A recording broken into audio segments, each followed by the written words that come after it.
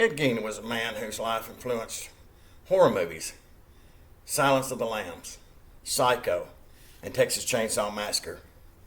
My name's Richard Hallum, and I've always been fascinated by what caused evil people to do evil things. I'm going to inform you of the man and the horrors that he committed and the horrors that were committed against him. You need to know this because it helps you understand maybe why some people do the evil things that they do. First, we need to understand Ed's childhood. When he was 8 years old, his mother, who was the guiding force of the family of her husband George, and Ed's brother Henry, she decided they should move. She decided they should move to Plainfield, Wisconsin. So they did. And after they moved, George, the husband, couldn't hold down a job because he was an alcoholic. Augusta, you would think, would divorce somebody of this nature, but she used his alcoholism as a tool to teach her sons, Ed and Henry, how weak men are. So it's like she was the only strong person, and George is weak. George did die in 1940, and then that left a strong dynamic on the family of just Augusta, Ed, and Henry, which means Augusta was really focusing on her kids at this time now. But Henry didn't take to it very well. He was ready to get away from Augusta and out from under her thumb. He thought that he needed to be away from her. He did not believe all this stuff that his mother kept preaching to them, because every day, his mother would make her sons, Ed and Henry, sit and listen to Bible verses, and the worst parts of the Bible, not any of the good love part, just the parts about women being prostitutes and the Revelations, or the end of time, that nature. So Henry tries to get his brother Ed to leave the farm, get away from the mother, because he just thought that she was way off the deep end.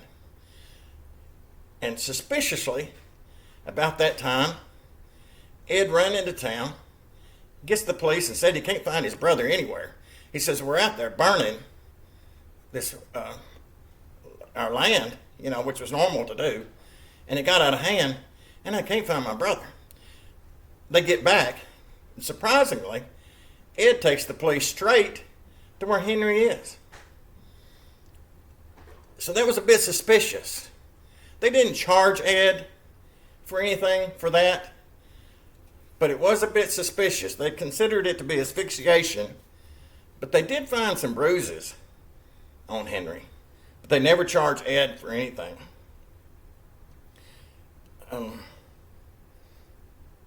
And this leads to the mother, who had a stroke not long after that. And then she lived through it, but it made Ed her sole caretaker. Ed loved this. He finally got a chance to be part of who his mother wanted to be. But in 1945, just a short time later, she has another stroke and she dies. This leads us to thinking of the crimes that happened before her death and then after that. So we'll look into that. And the crimes that might have been committed before that was, there was an 8-year-old that disappeared. There were a couple of hunters that disappeared, that their truck, their guns, everything, couldn't find those. A babysitter disappeared, but he never got charged with any crime. But in 1957, a deputy sheriff walks into his mother's hardware store and finds blood on the floor. He also finds a receipt on the counter, and it says antifreeze, sold to Ed Gein. They go out to Ed Gein's farm. Lo and behold, they find Miss Warden strung up in the shed, upside down, legs splayed, head chopped off, and filleted like an animal. So they arrest Ed, of course, and they come to find out that he also murdered a woman in 1954 in a tavern because he shot her. The reason why they find that out is because they went in his house and they find all these skeletons, and they find bones, and they find organs, they find boxes of vulvas, they found a head, and that head belonged to Mary Hogan. So that's when they knew that they had a killer of more than one person.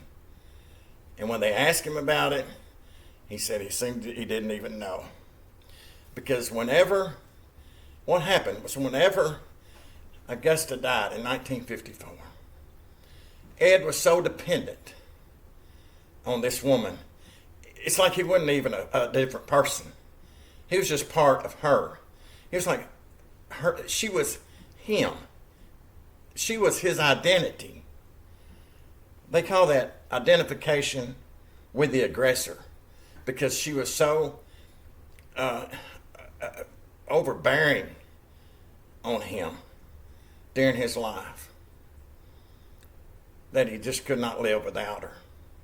So what he would do, when they found all these parts, they couldn't figure out, they didn't know if he killed all these people, but come to find out, he had went to graves and buried the people that were buried there. He would dig them up, but it wasn't just normal people. It wasn't just any person. There were people that were middle-aged. There were people that looked like his mother, just like the two women he killed.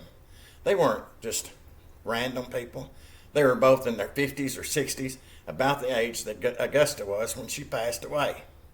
He was trying to recreate his mother. He wanted to recreate her so bad that he made a skin suit that he would wear. Because not only did he miss her, want to bring her back, he wanted to become Augusta. So in conclusion, I talked to you about Ed, the mental illness that led to him being a criminal. And I hope this will give you a better understanding of how abuse can lead to a criminal, and to be able to recognize abuse if you're ever faced with it yourself.